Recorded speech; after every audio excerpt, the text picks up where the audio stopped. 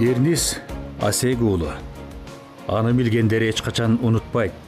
Аны тааныбагандар үчүн ал сырдуу адам катары элеси бирде жакындап, бирде алыстап, закым катары кала берет.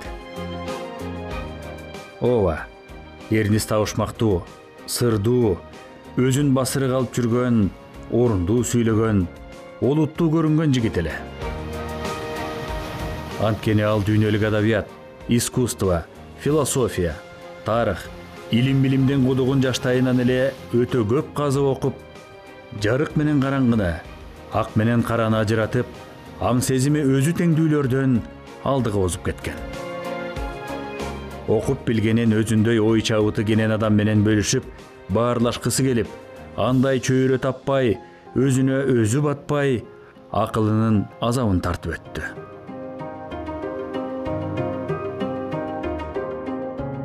Эрнис Асеги уулунун киндик каны тамган жери Ат башы районунун пограничник айылы болгон. 1970 жылдын 13-июнунда төрөлгөн. 6 бир туугандын кичүүсү эле. Адабиятка тестер кезинен аралашып, эрте ыр, кара сөз жазып баштаган. Орус тилине ынтызарын ушундан билиңиз, орусча ыр аңгеме жазып жүрүп, орто мектепти аяктаган соң Латвиянын Рига шаарындагы мамлекеттик университеттин филология факультетинин котормо бөлүмүнө келип кирген. Андан соң Жусуп Бала сагынатындагы Кыргыз мамлекеттик университетинин филология факультетинен билим алган.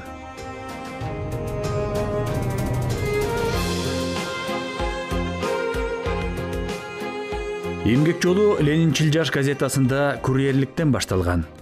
Андан кийин бир тууган агасы Айтылуу Мелисе Шымканов негиздеген Асаба газетасында монтажник, кабарчы, жооптук атчы, редактордун биринчи орун басары, анан редактор болгон. Ал кездеги бийлик Асабаны кууп жүрүп, Агым газетасына айландырганда, Эрнис Агымдын баяндамачысы, редактору кызматын өтөдү. Бир тууган агасы Мелисе Шымкановдун көзү өткөндөн кийин Эрнис дагы бир чындыкты көкүрөгүнө түйдү.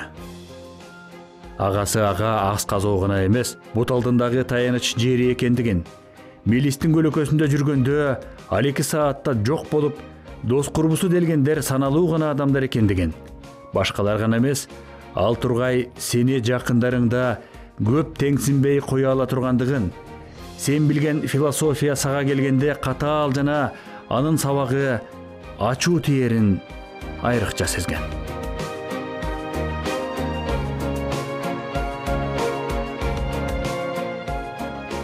Эрнис Асеги уулу 2015 жылдан өмүрүнүн акырына чейин жеке котормочулук менен алектенген. Конфуцийдин насааттары 2016 жылы Кун Фу Зы аталышта жарык көргөн. 2019 жылы Иран мамлекетинин Кыргызстандагы өкүлчүлүгүнүн өтүнүчү менен Мухаммед пайгамбардын күйөө баласы Али имамдын Кызыл тилдин кылчокусу деген аталышта анын насааттарын, каттарын, акылман кептерин которуп, көлөмдүү китеп кылып чыгарган. Ошол эле 2019 жылы Михаил Булгаковдон Мастер менен Маргарита романын которгон, бирок тилекке каршы ал котормосунун китеп болуп чыкканын өзү көрбөй кетти. Мындан сырткары Кытай, Япон, Индия акылмандарынын байыркы уламыштарын которгон. Айтып, жазып коюшка оңой болгону менен, котормо көз майыңды эле эмес, сенин жан дүйнөңдө жайылган бардык казнаны кошосору болот. Котормочулук Эрнис Асеги уулунун көкүрөгүн байытканы менен ошончолук эле кайра сууткан окшойт. Соңку жылдары Эрнис аз уктап көп иштегени менен мээнетине ыраазы болбой, котормолору купулуна толбой, көп кыжалат болгон экен.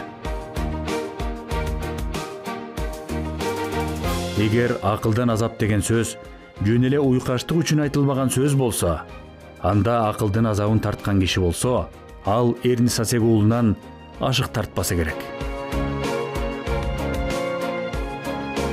Эрнис убагында бүлө күттү. Баксайды балалуу болду. уул кызына мээримин төктү.